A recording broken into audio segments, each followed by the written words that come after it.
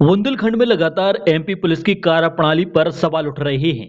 पिछले दिनों सागर में पूर्व गृह मंत्री भूपेंद्र सिंह ने पुलिस पर उनके करीबियों की जासूसी और प्रताड़ित करने का आरोप लगाया था। अब दमोह जिले में पूर्व विधायक के मर्डर के आरोपी के एएसपी कार्यालय में पदस्थ होने को लेकर बवाल हो गया है। पीड़ित परिवार ने कोर्ट द्वारा दिए गए फिर से मामले की जांच को प्रभावित करने का आरोप लगाते हुए एएसपी से मुलाकात कर आरोपी को पद से हटाने और फिर जांच शुरू करने की मांग की है।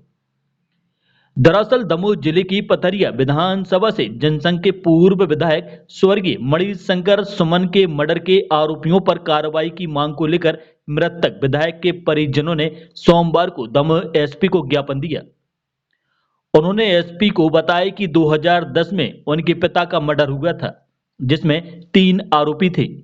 इनमें से एक आरोपी sub inspector Trilok Aharwal SP office में एडिशनल एसपी के स्टोनो के रूप में सेवा दे रहे हैं। 7 साल पहले इस मामले में जिला कोर्ट ने फिर से विवेचना के आदेश दिए थे, लेकिन कोतवाली में फाइल धूल खा रही है। परिजनों का यह भी आरोप है कि एक आरोपी त्रिलोक एडिशनल एसपी के यहां पदस्थ हैं, इसीलिए उसके दबाव में पुलिस इस मामले में जांच नहीं कर रही है। अब एसपी ने उचित कार्रवाई का भरोसा दिलाया है। विधायक के बेटे अशोक भारती ने बताया कि 2010 में आरोपी प्रेम शंकर अहरवाल, अहिल्याबाई अहरवाल और उनके बेटे त्रिलोक अहरवाल ने मेरे पिता का मर्डर किया था।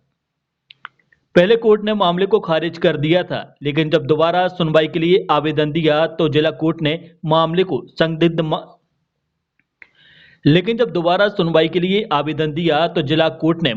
संदिग्ध मानते हुए दोबारा विवेचना करने पुलिस को आदेश दिया था।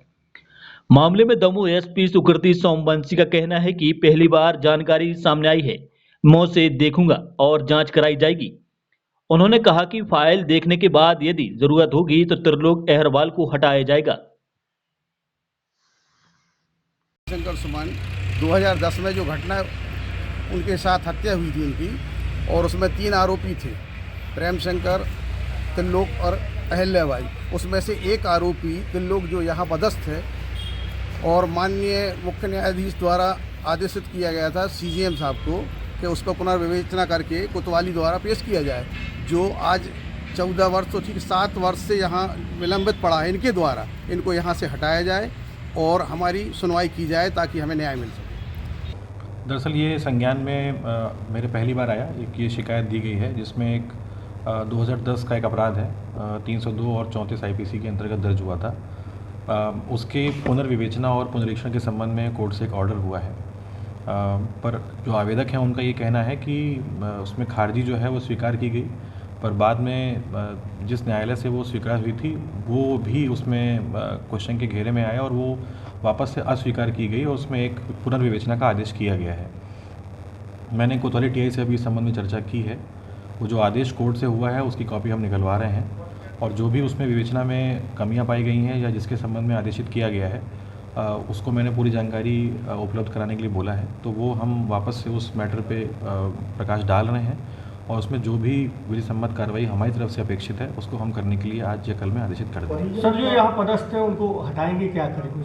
हाँ, मैं उसी का वेट कर रहा हूँ कि एक बार मेरे सामने पूरा संज्ञान में मैटर आ जाए, जो उसमें दोषी हैं अगर विवेचना में मामला होगा तो उस हिसाब से फिर आगे कार्रवाई करने के लिए हम आदेशित कर देंगे।